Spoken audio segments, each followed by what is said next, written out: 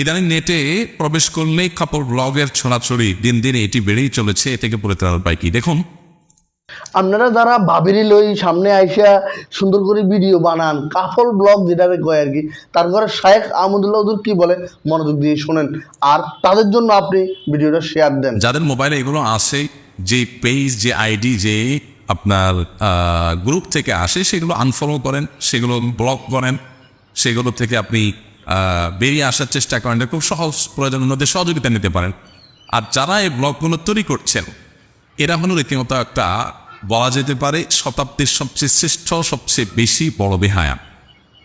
কারণ এই শতাব্দীতে যত বেহায়াপনা হচ্ছে, এর ভিতরে এই বেহায়াপনাটা যাদের মধ্যে হচ্ছে, তাদের মধ্যে বেহায়াপনার বোধটুকু পর্যন্ত নাই। স্বামী স্ত্রীর একান্ত মুহূর্তগুলোকে ভিডিও করে করে মানুষকে দিচ্ছেন, আপনার বউকে মানুষ সামনে উপস্থাপন করছেন। কেন? কিছু ভিউ কামানোর জন্য, অ্যাডসেন্স করে কিছু পয়সা কামাই করবেন সেজন্য। তো এতটুকু লজ্জা যার নাই, সে তার স্ত্রীকে মার্কেটে, সোশ্যাল মিডিয়াতে তার স্ত্রীর সৌন্দর্যকে সেল করছে কিছু টাকা কামাই করার জন্য। মানুষের চোখের ক্ষুধা মিটাচ্ছে, মানুষের চোখের চাহিদা মিটাচ্ছে। এটা মিটায় সে কিছু টাকা কামাই করছে, কিংবা কিছু ভিউ কামাচ্ছে, কিছু লাইক কমেন্ট কামাচ্ছে। তো এটা হলো নির্লজ্জতার চূড়ান্ত রূপ, সোজা কথা। যে সমস্ত ভাইরা এই সমস্ত কাজে লিপ্ত, আল্লাহ তাআলা তাদেরকে বোধোদয় যেন দান করেন। আমরা তাদের জন্য দোয়া করি, তাদের সুমতি যেন হয়। নিজের স্ত্রীর সাথে একান্ত মুহূর্ত অথবা ঘরোয়া মুহূর্ত, এই মুহূর্তগুলো বাহিরে শেয়ার করার ভিতরে কোনো পুরুষত্ব নেই, বরং সেখানে কাপুরুষত্ব আছে। এখানে কোনো ব্যাটাগিরি নেই, বরং সেখানে নির্লজ্জতা আছে। আমাদের এখন একটা ট্রেন্ড চালু হয়েছে যে ব্যক্তিগত বলতে কোনো কিছু নেই। এই ব্যক্তিগত বলতে কোনো কিছু নাই যারা বলেন, এরা বাইরে ত্যাগ করার সময় কি জোরে ছাড়েন কিনা? তারা সব ট্যাবু ভাঙতে চান, এই ট্যাবুও কি তারা ভাঙতে চান কিনা?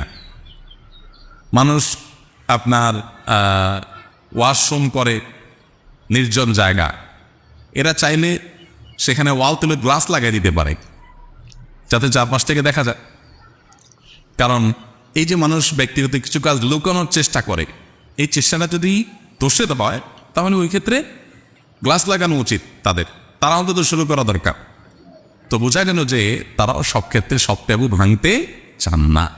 তো স্বামী স্ত্রীর ঘরোয়া আলাপ সালাপ, ঘরোয়া বিষয়গুলোকে লোকচক্ষুর সামনে নিয়ে আসা, ভিতরে কোনো ব্যাটাগিরি নাই, আছে নির্লজ্জতা। এখান থেকে সমাজের ভালো কিছু বয়ে আনবে না, মন্দ কিছু ছাড়া। আপনি যদি মুসলমান হয়ে থাকেন আর কাপল ব্লগার হয়ে থাকেন, তাহলে ভিডিওটা আপনার জন্য অবশ্যই অনেক গুরুত্বপূর্ণ হয়েছে। ঠিক এমনি যারা কাপল ব্লগার আছে, মুসলমান হয়ে কাপল ব্লগ করে, ঠিক তাদের কথা চিন্তা করে আপনি আপনার ওয়ার্ল্ডে ভিডিওটা শেয়ার দিন। কারণ ওই কাপল ব্লগাররা হয়তো না জেনে তারা ভুলটা করতেছে, অন্যায় করতেছে।